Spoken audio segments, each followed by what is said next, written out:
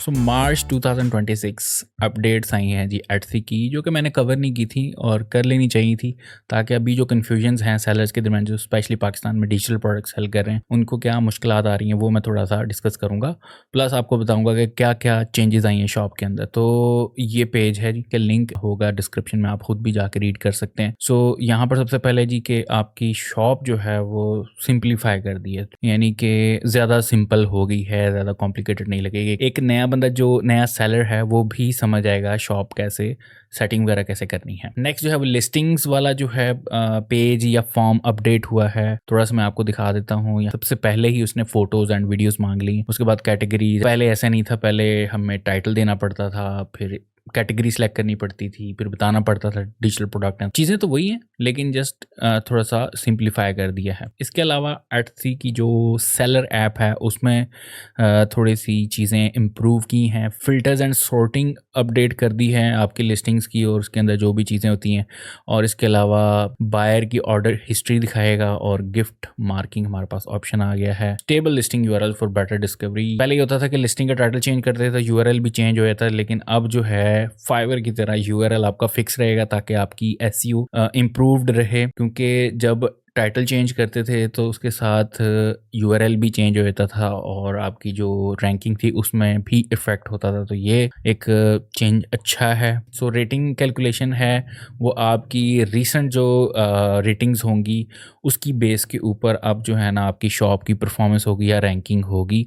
ये नहीं कि साल 2 साल पुराने आपके जो रेटिंग्स हैं उनको भी कैलकुलेट करें, ऐसा नहीं। जो रीसेंट होगी उससे ये काम होगा, ठीक है, आपकी रैंकिंग बेहतर होगी। Buyer in the US can now discover or purchase eligible Etsy item within AI platforms like ChatGPT, Gemini और AI model in Google search. तो गूगल सर्च को यूज़ करते हुए Gemini को यूज़ करते हुए ChatGPT को अगर कोई बंदा लिखेगा कि जी I am looking for a gift for my wife और मदर, जो भी आप वो कीवर्ड लिखेगा तो वहाँ पर भी आपको Etsy के जो है रिजल्ट्स शो होंगे। तो ये एक बड़ी अच्छी बात है, स्पेशली क्योंकि हमें भी बायर्स उन कंट्रीज से चाहिए जहाँ पर जिनके बाइंग पावर अच्छी है, ठीक है। तो रीसेंट अपडेट जो है, एक और चीज़ जो ज़्यादा बंदों ने शायद नोटिस ना की हो, कि जब आप एज ए बायर सर्च कर रहे होते हैं या सर्च बार में कुछ सर्च करके एंटर प्रेस करते थे तो वहाँ पर डिजिटल प्रोडक्ट्स के रिजल्ट्स शो होते थे। लेकिन रीसेंट अपडेट में यहाँ पर फिल्टर्स में फिजिकल आइटम डिफ़ॉल्ट में ही सेट कर दी गई है और अगर हम स्क्रॉल डाउन करें तो यहाँ पर हमें डिजिटल प्रोडक्ट्स नहीं दिख रही। इस फीचर की वजह से शायद जो सेल्स हैं वो ऊपर नीचे हुई कई लोगों की, ठीक है, मेरी भी हुई हैं और भी बहुत सारे लोगों ने शिकायत की।